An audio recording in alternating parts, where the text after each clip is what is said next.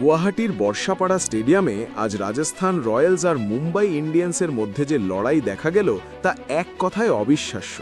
বৃষ্টির লুকোচুরির পর খেলা যখন শুরু হলো তখন মনে হয়েছিল মুম্বাইয়ের পল্টন হয়তো রাজস্থানকে উড়িয়ে দেবে, কিন্তু মাঠে যা ঘটল তা মুম্বাই সমর্থকদের কাছে কোনো দুঃস্বপ্নের চেয়ে কম কিছু ছিল না।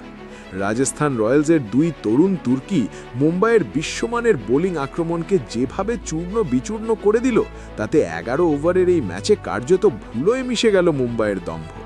এই লজ্জাজনক হারের পর মুম্বাই অধিনায়ক হার্দিক পান্ডিয়ার ক্ষোভ ভেটে পড়েছে। নিজের দলের খামতি নিয়ে তিনি প্রকাশ্যেই এমন কিছু কথা বলেছেন যা শুনে ড্রেসিং রুমে এখন পিন পতন নীরবতা। আজকের ভিডিওতে আমরা হার্দিকের সেই বিস্ফোরক এবং আবেগপ্রবণ বয়ান নিয়ে বিস্তারিত আলোচনা করব, যেখানে তিনি রোহিত শর্মা, সূর্যকুমার যাদব এবং জসপ্রীত বুমরার মতো কিংবদন্তিদের দিকেও আঙুল তুলেছেন। গুয়াহাটির বর্ষাপাড়া ক্রিকেট স্টেডিয়ামে আজ শুরুতেই বৃষ্টির কারণে বিঘ্ন ঘটেছিল, কিন্তু আম্পায়াররা যখন কভার সরিয়ে 11 ওভারের ম্যাচ ঘোষণা করলেন তখন যেন মাঠে এক বিশাল সাইক্লোন আছড়ে পড়ল। সেই সাইক্লোনের নাম রাজস্থান রয়্যালস।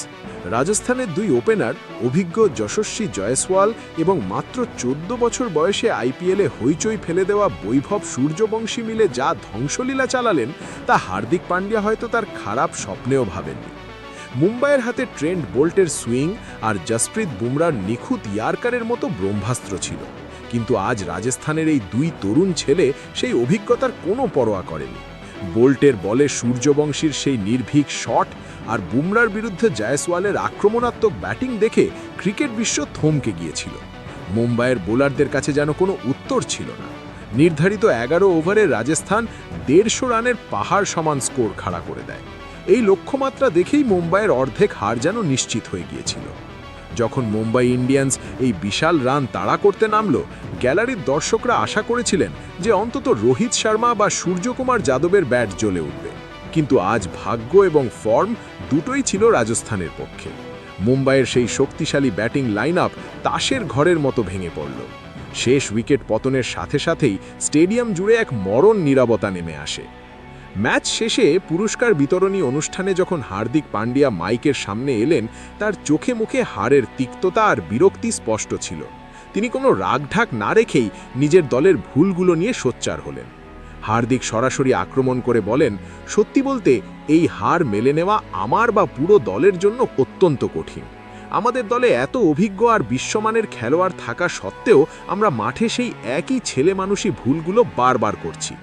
এই মরসুমের প্রথম 3 ম্যাচের মধ্যে আমরা দুটোতেই হেরেছি এবং চাপের মুখে আমাদের এইভাবে ভেঙে পড়া কোনোভাবেই গ্রহণযোগ্য নয়। বোলারদের নিয়ে হার্দিক বলেন, প্রথম বল থেকেই আমরা ম্যাচের ওপর নিয়ন্ত্রণ হারিয়ে ফেলেছিলাম। 11 ওভারের ম্যাচের টস জিতে যখন আপনি ফিল্ডিং নেন তখন পরিকল্পনা একটাই থাকে, বিপক্ষকে কম রানে আটকে রাখা। কিন্তু আমাদের বোলাররা আজ লাইন লেন্থ হারিয়ে ফেলেছিলেন। আমাদের কাছে বুমরা আর বোল্টের মতো বোলার আছে যাদের ভয়ে গোটা বিশ্ব কাঁপে, কিন্তু আজ তারা এক 14 বছরের বাচ্চার সামনে অসহায় বোধ করছিলেন। একজন অধিনায়ক হিসেবে এটা দেখা অত্যন্ত হতাশাজনক যে আমাদের অভিজ্ঞ বোলাররা নার্ভ ধরে রাখতে পারছেন না। হার্দিক শুধু বোলিং নয়, ব্যাটিং বিভাগকেও এক হাত নিয়েছেন। তিনি বলেন, সমস্যা শুধু বোলিংয়ে ছিল না, আমাদের ব্যাটিং আজ সবচেয়ে নিরাশ করেছে। 11 ওভারে 150 রানের টার্গেট অবশ্যই বড়, কিন্তু অসম্ভব নয়।